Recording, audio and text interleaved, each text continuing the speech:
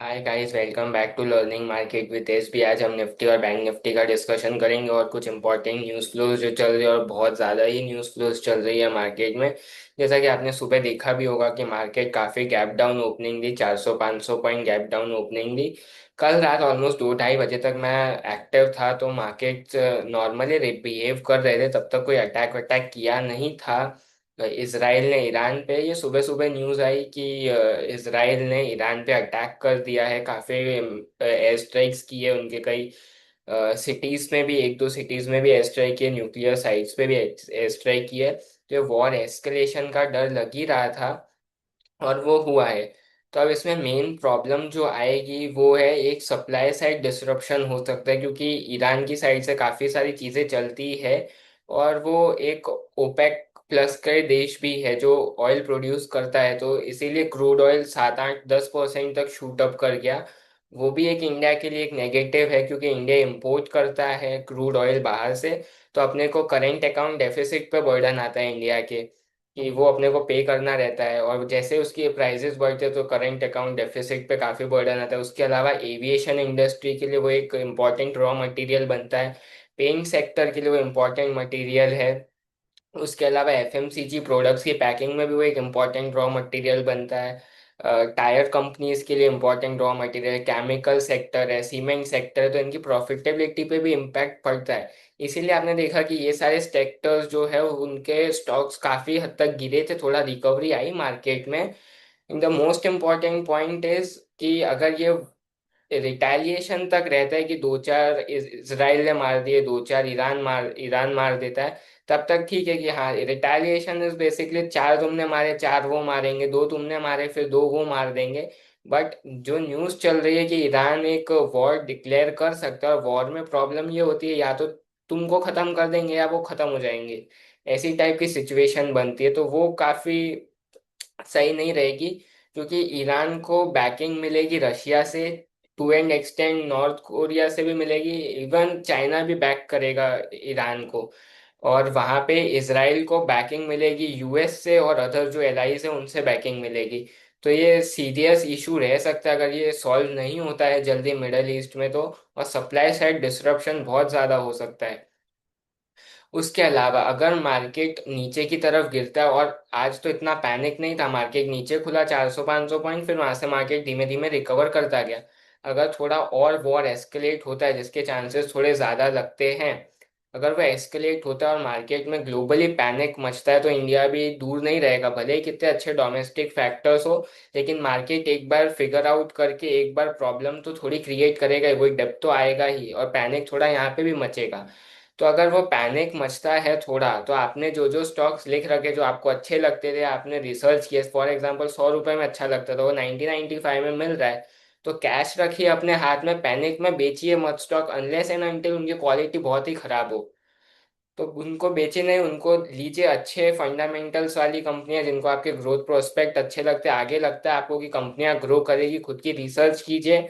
और अगर मार्केट नीचे आता है तो लीजिए, क्योंकि हिस्टोरिकली भी ये देखा गया है कि जब जब वॉर की वजह से या बाकी चीज़ों की वजह से मार्केट नीचे की तरफ आते हैं, मार्केट वापस शार्प बाउंस बैक करके ऊपर आ जाता है, और थोड़े कुछ महीनों में वो लेवल को भी निकाल देते हैं मार्केट्स। तो मार्केट्स पे वॉर का इम्पैक्ट पड़ता है, लेकिन थोड़े टाइम में वो मार्केट डाइजेस्ट करके आगे भी निकल जाते हैं। रिसेंट टाइम में रशिया यूक्रेन का वॉर हुआ था, तभी भी मार्केट में एक दो दिन पैनिक फॉल आया था, फिर मार्केट ऊपर की तरफ निकला।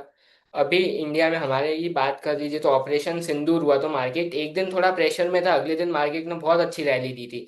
तो ऐसा नहीं है कि मार्केट तुरंत रैली दे, लेकिन यदि लॉन्ग टर्म पर्सपेक्टिव से देखें तो मार्केट वो आपके लिए अच्छी अपॉर्चुनिटी रहेगी अगर मार्केट नीचे आता है तो खरीदने की। उसके अलावा इक्विटी मार्केट से थोड़ा पैसा निकलता है जब भी ऐसी वॉर लाइक सिचुएशन होती है, क्योंकि फर्स्ट प्रेफरेंस जो इन्वेस्टर का होता है वो गोल्ड की तरफ शिफ्ट हो जाता है, कि सेफ हेवन बाइंग्स होती है। क्रूड ऑयल शूट हो गया क्योंकि सप्लाई साइड डिसरप्शन हो सकते हैं, वो एक ओपेक्स प्लस कंट्रीज में आता है ईरान, तो वहाँ पे सप्लाई का इशू रह सकता है, इसलिए क्रूड ऑयल शूट कर दिया। सिल्वर शूट कर ही रहा है साथ ही साथ, तो काफ़ी सारी चीज़ें चल रही है ग्लोबल मार्केट्स में, बाकी भी बहुत सारा डिस्कशन रहेगा।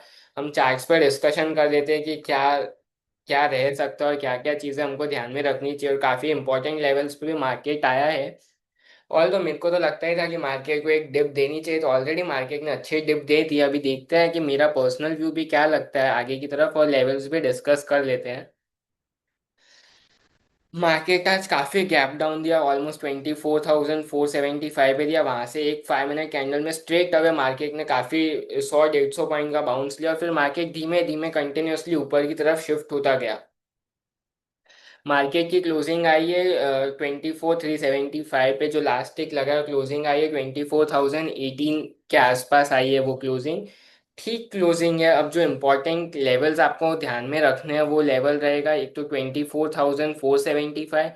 इसके नीचे मार्केट निकलता है तो थोड़ी सेलिंग रह सकती है, सेलिंग थोड़ी नहीं काफी हावी हो सकती है। ये तो नीचे का लेवल दिया, काफी उसके पहले एक आध ऊपर के लेवल्स भी रहेंगे जो वॉच आउट करने हैं। जो इमीडिएट लेवल रहेगा मार्केट में वो रहेगा 24,650। इसके नीचे मार्केट निकलता है तो एक बेरिश मूवमेंट बन सकता है जो मार्केट को 24,550 तक कैरी कर सकता है। अगर 550, और टू एन एक्सटेंड आप 500 का भी स्टॉप लॉस या रख सकते हैं कि अगर 500 मार्केट राउंड फिगर कैच करने की ज़्यादातर ट्राई करता है, उसके नीचे निकलता है तो 2470 है। अगर मार्केट उसके नीचे निकलता है तो सेलिंग काफी हावी हो सकती है, फिर वो मार्केट को इवेंचुअली 24,200 तक भी ड्रैग करवा सकती है।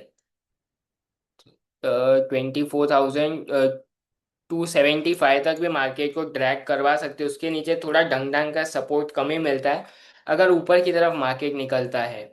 तो फर्स्ट लेवल जो आपको देखना है वो 24,750, और ये जो गैप बना हुआ है यहाँ पे, मार्केट ट्राई करेगा कि ये गैप फुलफिल करने का। अगर 750 के ऊपर निकलता है किसी भी रीजन से मार्केट, तो मार्केट 24,850 तक का अप्रोच ले सकता है। अगर 24,850 ऐसे भी इंपॉर्टेंट लेवल है, और अगर उसको निकाल देता है तो मार्केट अनडाउटेडली एक बार 25,000 या 24,975 तक एक अप्रोच ले सकता है वहां तक जाने का। उसमें फर्स्ट लेवल रहेगा 24,911, अगर उसके ऊपर निकलता है तो 25,000 तक जा सकता है। ऑप्शन चेन देख लिए तो ऑप्शन चेन में थीटा डी के उतना नहीं हुआ, डायरेक्शनल जो मार्केट गिरा उसकी वजह से जो सेलिंग आई है वो आई है। ऑल दो पुट राइटर्स अभी भी है मार्केट में, उन्होंने पोजीशंस बहुत एग्रेसिवली नहीं काटी है। 24,600, 24,700 पे पुट राइटर्स है। अगर किसी कारण से अगर मार्केट 24,700 के नीचे खुलता है या 100-150 पॉइंट गैप गैप डाउन दे देता है, तो इनकी बहुत भयंकर अनवाइंडिंग होगी, उसी में मार्केट और 100-200 पॉइंट नीचे भी जा सकता है। तो वो चीज़ ध्यान में रखनी है। बैंक निफ्टी पे आते हैं।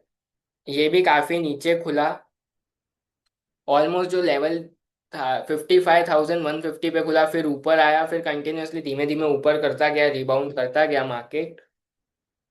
इसमें जो लेवल वॉच आउट फॉर रहेंगे वो रहेंगे, फर्स्ट लेवल 55,385। अगर इसके नीचे निकलता है मार्केट तो एक बैरिश मूव मिल सकता है जो आपको 55,175 तक ड्रैग कर सकता है। उसके बाद एक 55,000 तक का मूव रह सकता है। किसी भी रीजन से अगर मार्केट 55,000 तोड़ता है तो नीचे एक बड़ा डाउनसाइड खोल देता है मार्केट, तो होपफुली मार्केट वो डाउनसाइड ना खोले ना तोड़े। ऊपर में जो लेवल रहेगा वो रहेगा 55,650। इसके ऊपर निकलता है तो ये गैप को फुलफिल करने की ट्राई कर सकता है, लेकिन वो बहुत बड़ी रेजिस्टेंस रहेगी 55,950 तक है, और वो लेवल पे काफ़ी रेजिस्टेंस रहेगी मार्केट को पार करने में 55,950, और इवेंचुअली 56,000 पार करने में काफ़ी प्रॉब्लम आ सकती है मार्केट को।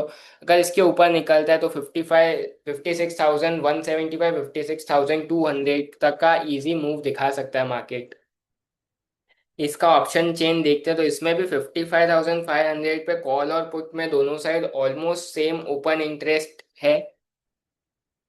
कॉल राइटिंग अंदर घुस घुस के भी की गई है, वेरियस पुट राइटिंग भी हुई है। पुट राइटिंग में अच्छी खासी दोनों साइड देखने मिले, तो 55,500 एक इम्पॉर्टेंट लेवल रहेगा बैंक निफ्टी के लिए भी, कि अगर वो अच्छे से होल्ड कर पाता है तो अच्छा है, वरना एक पैनिक क्रिएट कर सकता है। तो 55,000 की तरफ उसको कैरी कर सकता है, बट जो लेवल दिए उनके बेस पे ही ट्रेडिंग कीजिएगा या इन्वेस्टिंग कीजिएगा, और please ask your investment advisor before investing और ट्रेडिंग इन सिक्योरिटीज मार्केट। और अगर हाथ में पैसा रहे और मार्केट में पैनिक मचता है तो उस टाइम पैनिक में बेचने करता आप लेने पे ज़्यादा फोकस रखिएगा। अच्छे स्टॉक्स अच्छे स्क्रिप्ट सही वैल्यूएशन पे मिलते हैं तो लॉन्ग टर्म में काफ़ी वेल्थ बना के दे सकते हैं वो आपको। और ओवर द अबाउ रिटर्न भी एक्स्ट्रा मिल सकता है, क्योंकि नीचे में लेके अगर बाद में ऊपर वाले भाव भी आते हैं तो अच्छा एक रिटर्न आप बना सकते हैं। And thank you for watching this video, please like share and subscribe this video, it keeps me motivating to make such videos like this. Thank you.